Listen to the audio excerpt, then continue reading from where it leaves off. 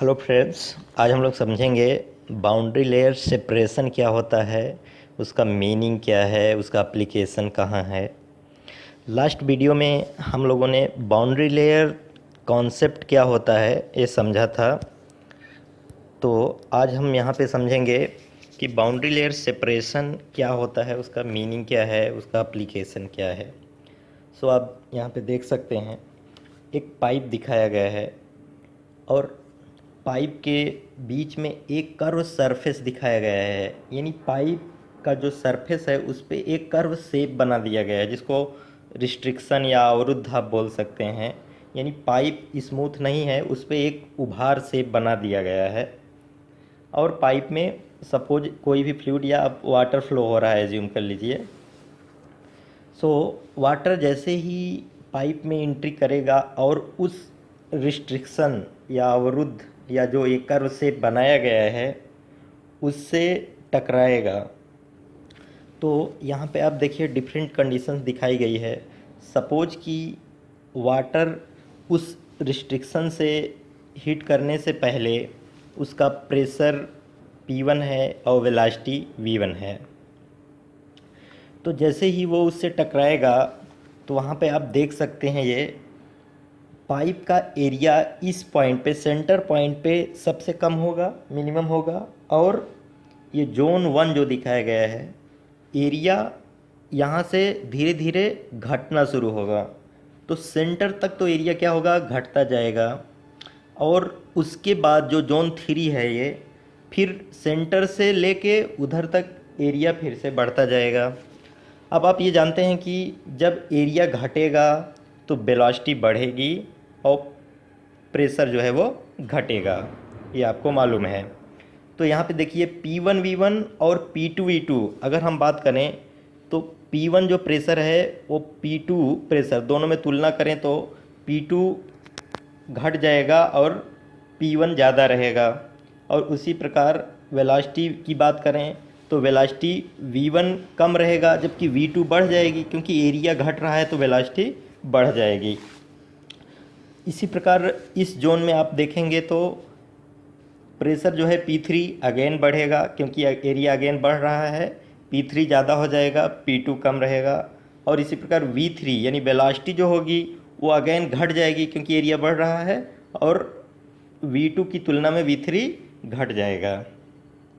तो आप यहाँ पे देखिए, यहाँ पे difference of pressure and difference of velocity को dP dV से इंडिकेट किया गया है।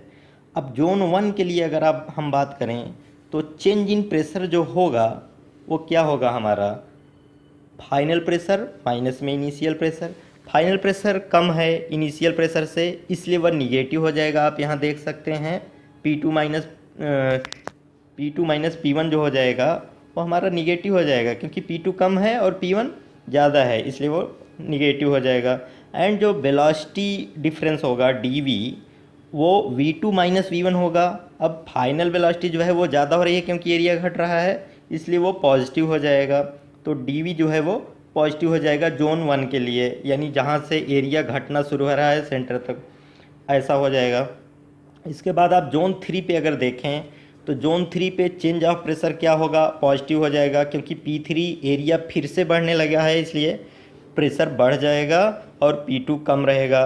तो DP जोन 3 के लिए क्या हो जाएगा, इस जोन के लिए पॉजिटिव हो जाएगा। जबकि जो वेलोसिटी चेंज है dV वो V3 माइनस V2 होगा।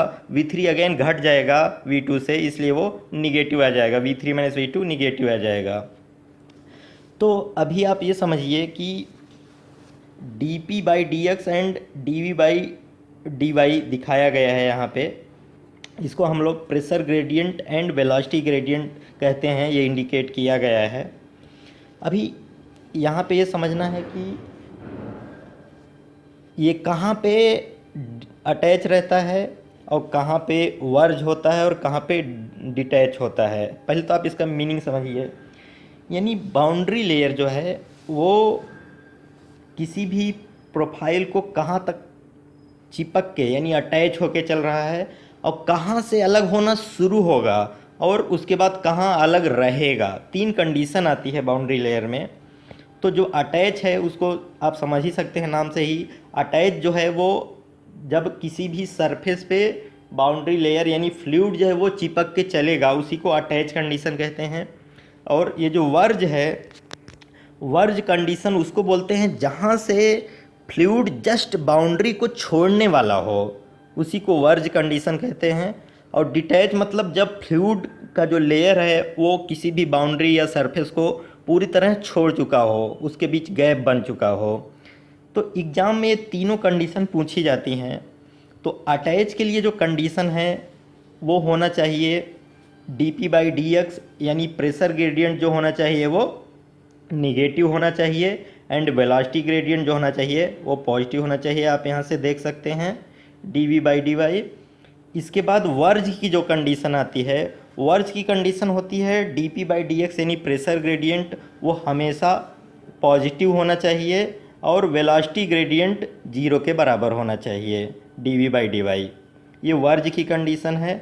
और डिटैच की कंडीशन है dp/dx पॉजिटिव होना चाहिए एंड dy निगेटिव होना चाहिए, यानी प्रेशर ग्रेडियंट पॉजिटिव होना चाहिए, वेलोसिटी ग्रेडियंट निगेटिव होना चाहिए। तो एग्ज़ाम्स में अक्सर कंडीशन पूछा जाता है, ये कंडीशन आपको याद रखनी है। ये किसी भी बाउंड्री लेयर के सेपरेशन की कंडीशंस हैं, ये आपको याद रखनी है, एग्ज़ाम में डायरेक्ट पूछा जाता है। और आप यहाँ पे देखिए एक ईडीज फॉर्मेशन हो रहा है, इसके बारे में आप समझिए। ये जो पॉइंट 2 दिखाया गया है, पॉइंट 2 ही ऐसा है जहाँ से वर्ज कंडीशन आती है, यानी जस्ट यहाँ से जो फ्लूइड का लेयर है वो सरफेस को छोड़ना शुरू कर देगा। तो जब सरफेस को छोड़ना शुरू कर देगा तो आप प्रैक्टिकली भी ऐसा समझिए कि अगर वाटर इधर से आएगा और इस कर्व सरफेस को हिट करेगा और वो जब आगे बढ़ेगा तो वो इस कर्व को डाउन स्ट्रीम में, डाउन साइड में इधर फॉलो नहीं कर पाएगा, वो स्ट्रेट जाने की कोशिश करेगा और वो यहाँ पे थोड़ा गैप बन जाएगा।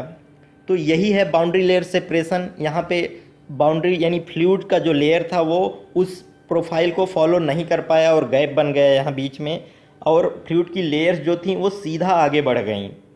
तो इस कंडीशन में यहाँ पे एक गैप बन जाता है, यही है बाउंड्री लेयर सेपरेट यहाँ हो गया, लेयर यहाँ सेपरेशन हो गया और यहाँ पे बैक फ्लो होता है, एक प्रकार से एक वैक्यूम क्रिएट हो जाता है और बाद में जो लेयर्स आगे बढ़ गई हैं वो फिर से आके बैक फ्लो होता है और ईडीज फॉर्मेशन होता है। इसी को हम लोग ईडीज फॉर्मेशन कहते हैं। और ये ईडीज फॉर्मेशन से बहुत लॉसेस होता है, आप जैसा कि जानते ही होंगे फ्लूइड मैकेनिक्स में ईडीज फॉर्मेशन से बहुत लॉसेस होता है। ये फॉर्मेशन कभी भी अवॉइड करना है, रोकना होता है।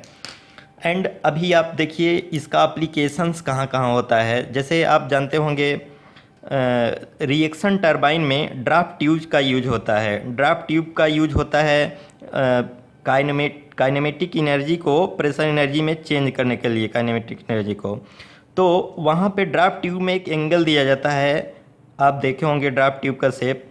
तो वो एंगल 8 डिग्री से अधिक नहीं रखा जाता। क्यों? क्योंकि अगर उससे ज़्यादा रखेंगे तो बाउंड्री लेयर सेपरेशन होना शुरू हो जाएगा और लॉसेस बढ़ जाएंगे। इसी प्रकार जितने भी high speed planes and jets होते हैं उसमें भी इसका एप्लीकेशन है। वहाँ पे भी बहुत ध्यान रखना पड़ता है कि बाउंड्री लेयर सेपरेशन ना हो, नहीं तो उस पर एक प्रेशर इफेक्ट आता है एंड ईडीज फॉर्मेशन होता है, जिसके कारण बहुत अनबैलेंस फोर्सेस क्रिएट होते हैं। तो इस प्रकार और तमाम एप्लीकेशन, इसके बहुत से एप्लीकेशंस हैं। सो उम्मीद करते हैं कि बाउंड्री लेयर सेपरेशन आपको समझ में आया होगा। Thank you very much.